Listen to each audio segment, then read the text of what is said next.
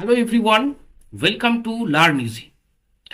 আমার স্ক্রিনে এই যে ছেলেটিকে দেখতে পাচ্ছ তোমরা, ছোট্ট একটি ছেলের ছবি। এই ছেলেটির মা ছিল কলকাতার হাটখোলার দত্তবাড়ির মেয়ে।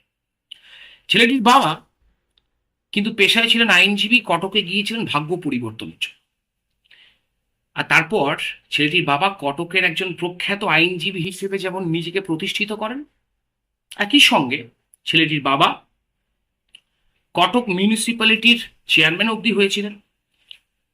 শুধু তাই নয়, তিনি কটকের অত্যন্ত প্রভাবশালী ব্যক্তিদের মধ্যে একজন, যিনি পরবর্তীকালে সরকারি উকিল হন, পাবলিক প্রসিকিউটরের পদ পান। এমনকি 1912 সাল নাগাদ এই ছেলেটির বাবা আইনসভার সদস্য হন, ব্রিটিশ আইনসভার সদস্য হন, এবং রায় বাহাদুর খেতাবও কিন্তু লাভ করেন। এতগুলো কথা বললাম কেন ছেলেটির বাবা বা তার মা সম্পর্কে? কারণ এই যে ছেলেটি যে পরিবারে কটকে বড় হয়ে উঠছিল, সেই পরিবার ছিল আপাদমস্তক বিলিতি সংস্কৃতিতে অভ্যস্ত। বিলিতি আদব কায়দা, বিলিতি চাল চলন, বিলিতি সংস্কৃতি, বিলিতি মাধ্যমে পড়াশোনা, একটা পরিসরে ছেলেটি বড় হয়ে উঠছিল। স্বাভাবিকভাবেই ছোট্ট ছেলেটির ভেতরেও ওই বিলিতি সংস্কৃতির ভাবনা ভর করছে। এই ছেলেটিকে প্রথমে ভর্তি করা হলো কটকের একটি স্কুলে, যে স্কুলটার নাম ছিল প্রোটেস্ট্যান্ট ইউরোপিয়ান স্কুল। আপাত মস্তক একটা বিলিতি স্কুল। ছেলেটিও কিন্তু বিলিতি সংস্কৃতির সাথে তার একটা খুব ভালো সম্পর্ক তৈরি হয়েছে, এবং সেই বিলিতি সংস্কৃতিকে যথেষ্ট পছন্দ করেন, কারণ বাড়িতে তো সেই বিলিতি আদব কায়দাতে বড় হয়ে উঠছে। প্রোটেস্ট্যান্ট ইউরোপিয়ান স্কুলের পাঠ চুকিয়ে এই ছেলেটিকে ভর্তি করা হলো কটকের সেই সময়কার তদানীন্তন একটি স্কুল, যার নাম ছিল র্যাভেন্সো কলেজের স্কুল।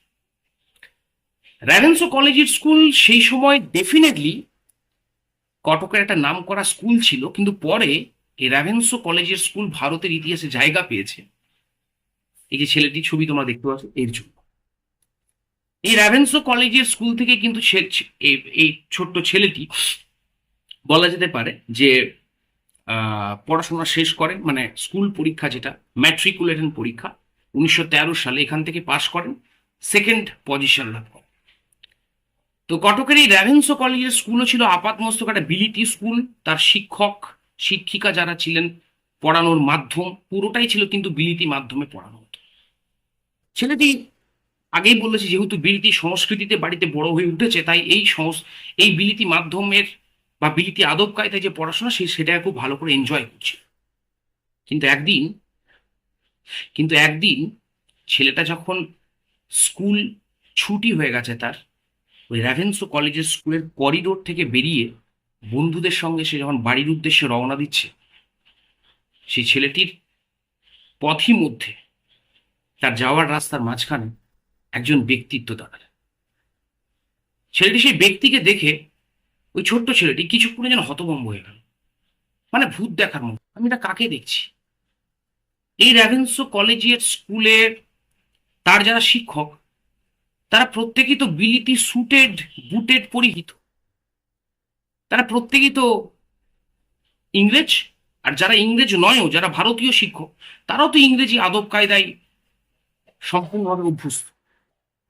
কিন্তু এই ব্যক্তি, যিনি ধুতি পরে রয়েছেন, সাদা খদ্দরের ধুতি, গলায় একটা শাল ঝুলছে, এবং আপাতমস্তক একজন ভারতীয়, মানে ভারতীয় যে পোশাক পরিহিত, ভারতীয় সংস্কৃতিতে অভ্যস্ত